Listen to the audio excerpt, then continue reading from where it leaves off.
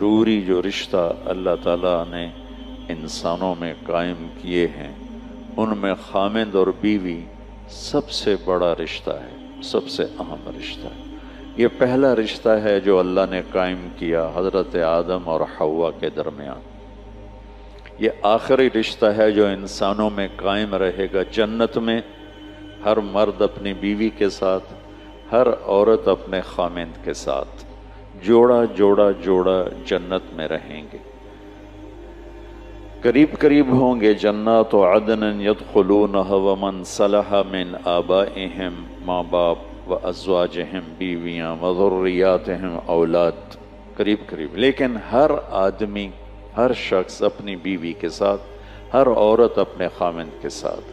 یہ رشتہ سب سے بڑا رشتہ ہے، سب سے اہم رشتہ ہے۔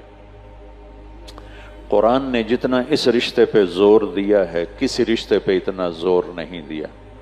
والدین کی خدمت اور حقوق کے لیے چند آیات، اولاد کی تربیت کے لیے چند آیات، باقی رشتوں کے لیے تھوڑی تھوڑی آیات ہیں، لیکن خامند اور بیوی کے رشتے کے لیے سینکڑوں آیات، پوری پوری سورت اتاری ہے۔ سورہ تحریم خامند اور بیوی کا رشتہ، سورہ طلاق خامند اور بیوی کا رشتہ، سورہ نساء خامند اور بیوی کا رشتہ، سورہ بقرہ، آل عمران، اتنی تفصیل ہے۔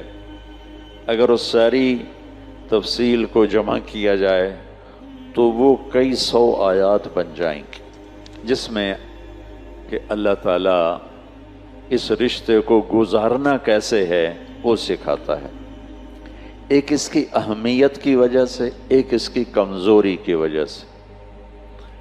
اہمیت اس کی یہ ہے کہ یہ پہلا رشتہ اور آخری رشتہ ہے، اس سے آگے نسل بنتی، اس سے رشتے جنم لیتے ہیں، اولاد ہوتی ہے تو یہی خامند بیوی ماں باپ بن جاتے، آگے اولاد کی شادی ہوتی ہے تو یہی خامند بیوی دادا دادی نانا نانی بن جاتے ہیں، ساس سسر بن جاتے، اس سے سارے رشتے جنم لیتے ہیں۔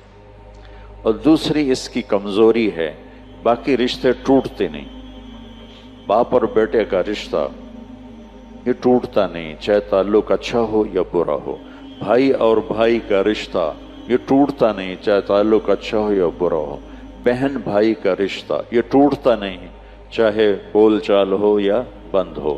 لیکن خامند اور بیوی کا رشتہ ایک بول پہ ٹوٹ جاتا ہے، ایک لفظ پہ ٹوٹ جاتا ہے، اور اللہ چاہتے ہیں کہ وہ حالت پیدا نہ ہو اور وہ صورتحال پیدا نہ ہو۔ اس سے کیسے نکلنا ہے، اسے کیسے بچنا ہے، صورتیں بھری پڑی، زندگی کیسے گزارنی ہے، صورتیں بھری پڑی ہیں۔ اور بدقسمتی سے یہ رشتہ سب سے زیادہ اس وقت پس رہا ہے، جتنا یہ اہم ہے اتنا یہ پس رہا ہے، اور اس کی وجہ ہمارا جوائنٹ فیملی سسٹم ہے کہ وہیں باپ رہتا ہے، وہیں ماں رہتی ہے، وہیں بیٹا ہے، وہیں اس کی بیوی ہے، وہیں اس کی بہنیں ہیں، تو ایک کھچڑی پک جاتی ہے۔ کسی وقت میں یہ بہت اچھا سسٹم تھا کہ ایک دوسرے کے رشتوں کی پہچان تھی اور ایک دوسرے کے مددگار تھے، لیکن اب یہ جوائنٹ فیملی سسٹم ایک مصیبت بن چکا ہے کہ رشتوں کی پہچان نہیں، اور جتنے لوگ زیادہ ہوتے ہیں اتنی لڑائیاں زیادہ ہوتی۔ اس لیے آنے والی کا یہ حق ہے، آنے والی کا یہ حق ہے کہ طیب کا باپ مالدار آدمی ہے، اس کی بیگم مطالبہ کرے کہ مجھے الگ رکھو، میں تمہارے ماں باپ کے ساتھ نہیں رہنا چاہتی، تو اس کے ذمے ہے یہ اس کو الگ گھر لے کر دے، تاکہ اگر کوئی جھگڑا ہو تو 2 میں ہو، 10 میں نہ ہو۔ چونکہ جوائنٹ فیملی سسٹم میں ایک قطرے کی جو بات ہوتی ہے نا وہ موج بن جاتی ہے، ایک تنکے کے برابر کی بات ہے نا وہ جنگل بن جاتی ہے۔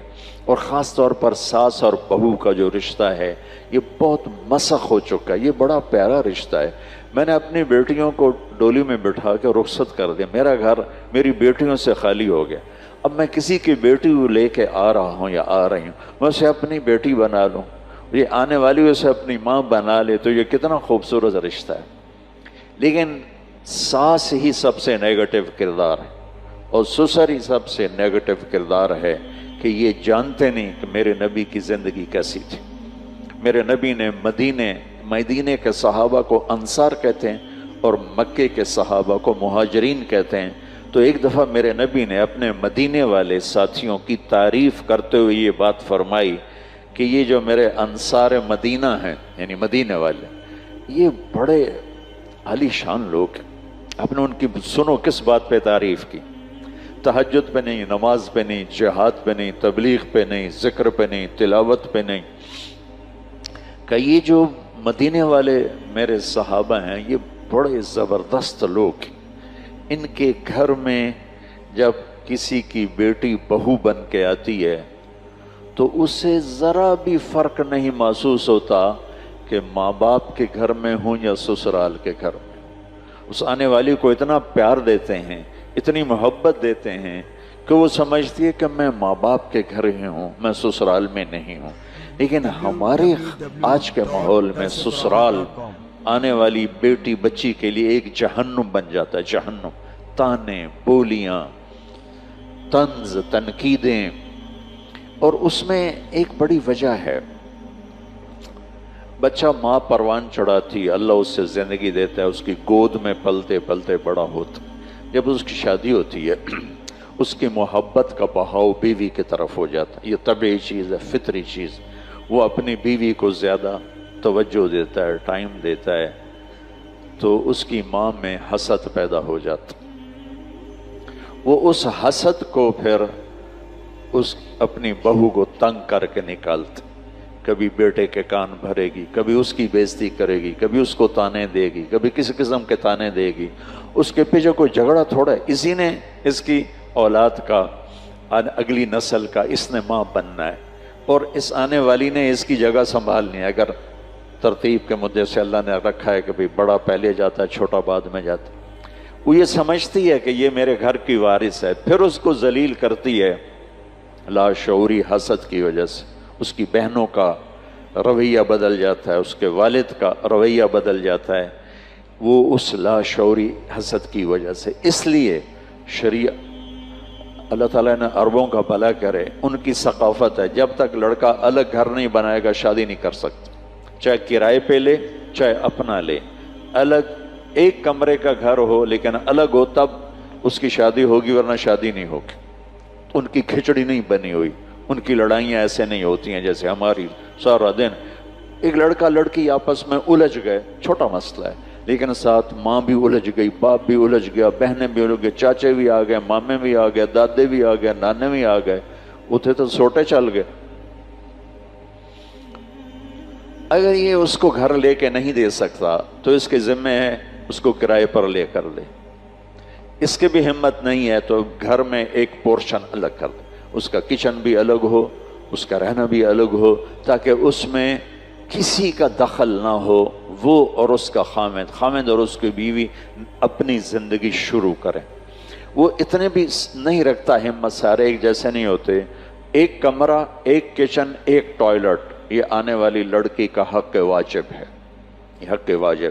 مشترکہ کچن ہوگا تو لڑائیاں ہوں گی، مشترکہ واش روم ہوں گے تو لڑائیاں ہوں گی. اور اگر یہ اس کی بھی ہمت نہیں رکھتا کہ کمرہ بھی نہیں الگ کر سکتا، واش روم نہیں دے سکتا، کچن نہیں دے سکتا، تو پھر یہ شادی نہ کرے، روزے رکھے تھے، تسبیح پڑھے، کسی دے دینوں برباد نہ کرے. کسی کو بیٹی ہاتھ میں دے دینا کوئی آسان کام ہوتا، اور آتے ہی اس کو سولی پہ چڑھا دینا اور اس کو تانے دے دے کے تباہ و برباد کر دینا، اس میں دیندار اور دنیا دار دونوں برابر، اس میں داڑھی والے کلین شیو دونوں برابر، اس میں پردہ دار عورتیں اور بے پرد دونوں برابر.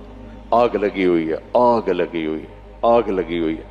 بھائیو، اپنے رشتوں کو آباد کرو میرے نبی والے اخلاق کے ساتھ.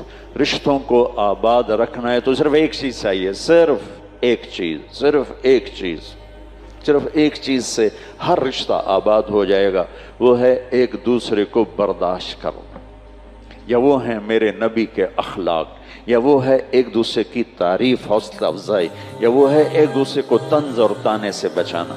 ان سینکڑوں آیات کا میں 2 لفظوں میں خلاصہ بتا دیتا ہوں جو اللہ نے خامد اور بیوی کے رشتے کے لیے آیات، صرف 2 لفظوں میں سارا بتا دیتا. صرف 2 لفظ.